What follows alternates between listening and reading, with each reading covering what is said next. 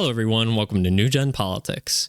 So this week, the relationship between the left and the right has gotten even worse, following the events of the assassination of Charlie Kirk and then the indefinite suspension of Jimmy Kimmel.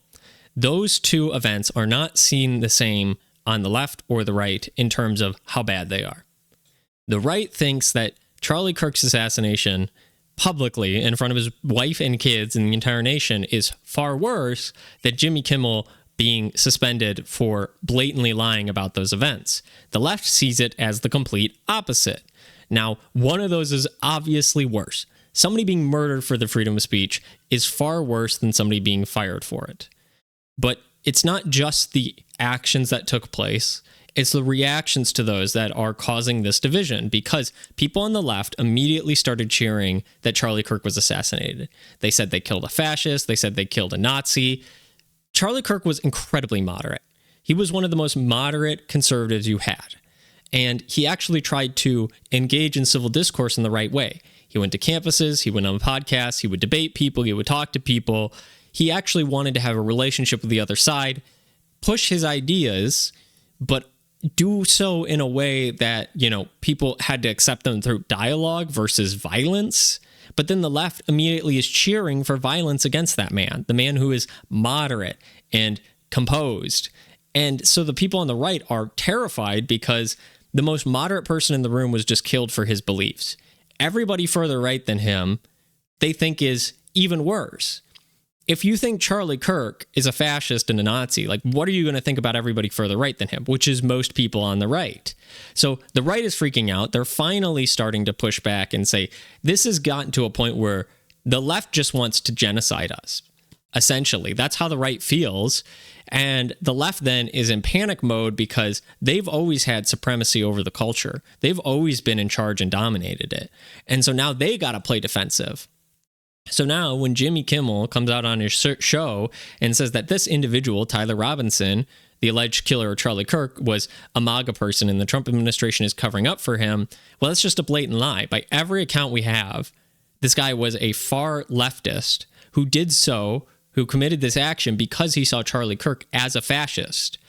People on the right, like I said, most people further right than Charlie Kirk are not going to say Charlie Kirk is a fascist. They're going to say he's not far right enough. So the whole narrative of that doesn't make sense. And after a couple days of cheering for his death, the left then immediately switches gears and says, well, it's a right-wing person who did it, which is just not true. So Jimmy Kimmel gets suspended, basically fired, for saying this because ABC is worried about the pushback of that.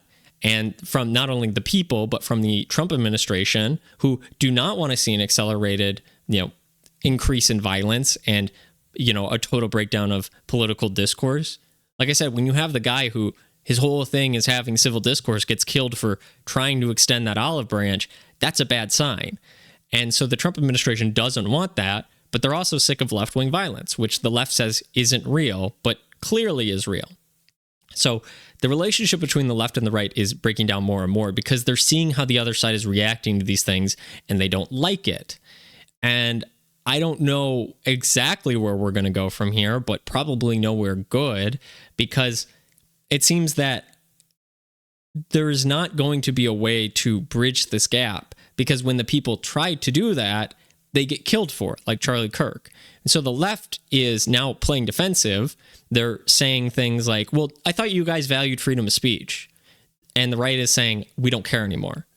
We seek to not only have our agenda and not be belittled and bullied and intimidated for our beliefs, we actually seek to dominate your side of the political aisle and push our beliefs onto you like you've done to us for years. Because the left is the ones who pushed cancel culture. They've had control of the media. They've had control of the news, the majority of it. COVID was a huge leftist push psyop where they forced everyone to take the vaccine and lockdown and remember, trust the science. And turned out everything they were saying just wasn't true. The science turned out to be wrong in the end. But, if you don't trust the science, we're going to come and arrest you.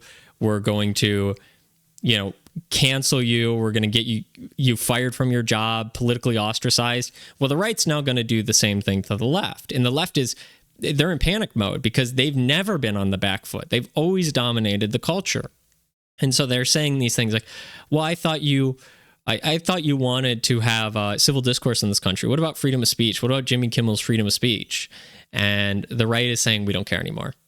And they're calling them hypocrites. Both sides are calling each other hypocrites. And guys, at the end of the day, everybody's a hypocrite in politics. Everybody wants to use the political mechanisms to force their ideals on the other side, especially when we're so divided. Because it's not about a 15% tax or 16% tax. That's not what we're fighting about anymore. We're not fighting about which material we should use on the roads. You know, these are not small issues like we've had in the past on the differences between left and right 100 years ago.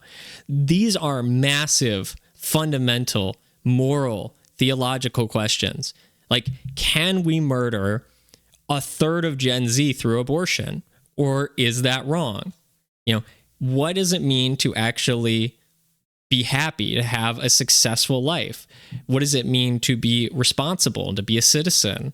These like fundamental questions about the reality of our world, the reality of your place in the world.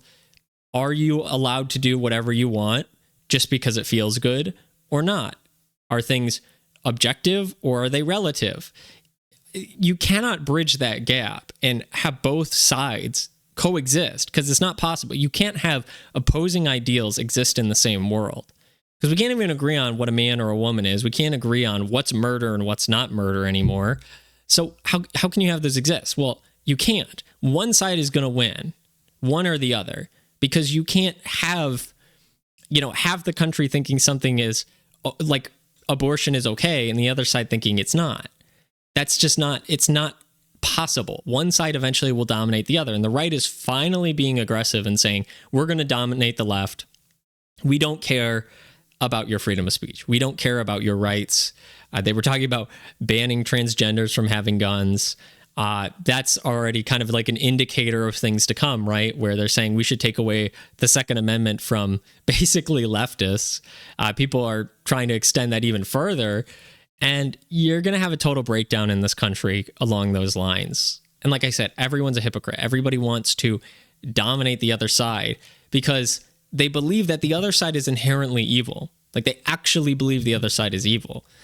And if you do not quell that evil, it will spread and it will cause, you know, hell in paradise. You know, the other side's opinions is going to create hell world. And you want paradise, and vice versa. That's literally what both sides believe. And so they have to seek to dominate the other side, because if they don't, you know, that hell is going to seep into their paradise.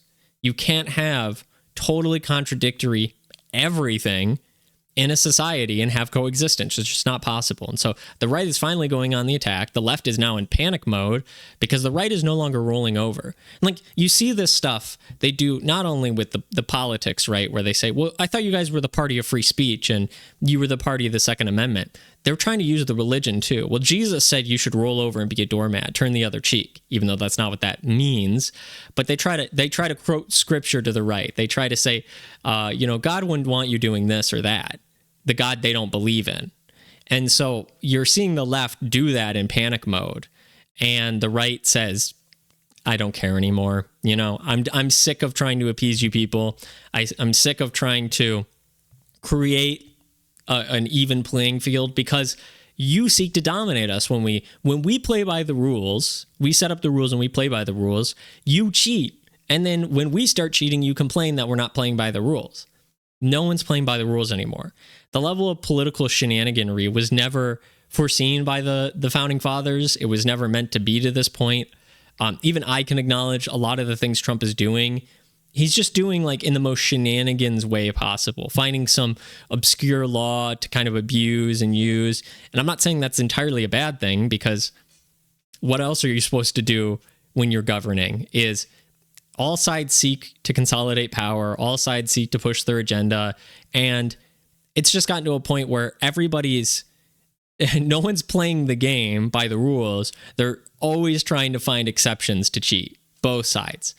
And you just can't have a country that goes on like that when both sides are diametrically opposed. They hate each other. They see the other side as evil and they seek to dominate each other. So I think the relationship between the left and right is going to break down even further, especially in reactions to the other events, because the left is having this massive reaction saying the firing of Jimmy Kimmel is way worse than Charlie Kirk being assassinated. And the right looks at that with abject disgust and says, okay, you people can't even be rationed with or reason. You can't even agree that somebody being murdered is worse than somebody being fired. So the events that have taken place this week, I think, are a small indicator of things to come.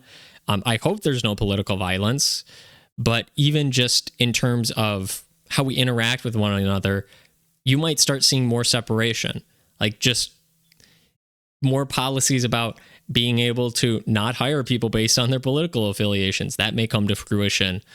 Segregated communities based on beliefs. We kind of have that now with the different states and kind of the cities versus the rural areas, but you may just have that be blatant. You already have your echo chambers online. And now civil discourse is kind of dead in the public sphere because the one person really trying to do that got killed for it. So everyone's going to be driven online. Well, you have Blue Sky, which is for the leftists, and Twitter, they say now, is a right-wing echo chamber.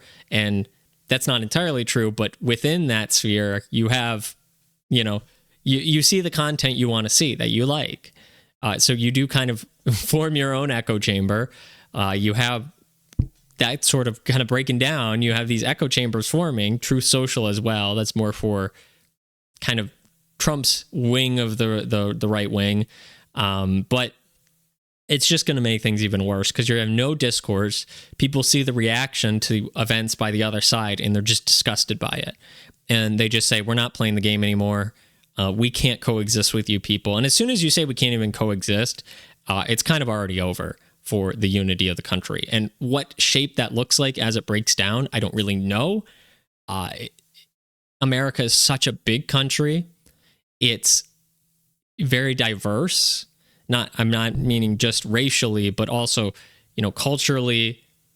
It has a long history. It's kind of diverse in its culture, but at the same time, it's unified as one place. There's a big difference between cities and rural areas. We are so united in our dependence on each other that any breakdown, it's not like, the Civil War's happening. Well, I can't buy groceries from down the road anymore, but I'm growing my own food anyway, so it's not that big a deal. It's like everything is so interconnected now. Everybody outsources the basic necessities of life to the government and to society as a grand whole. And so if that breaks down, that's going to create massive problems. So I don't know how that looks like. I don't know if we really have a good picture. I'm sure there are some good historians and people who kind of see what could happen, but certainly nothing good. It's not good when a country seeks to dominate and destroy another half of the country. And especially when both sides seek to do that, and the right is being more aggressive about their tactics with that, I think you're going to see things get far worse. So that's my thoughts on this. If you made it all the way through the video, I appreciate it. If you like the content, like, share, subscribe. Let me know what you think down in the comments below, and thank you for watching.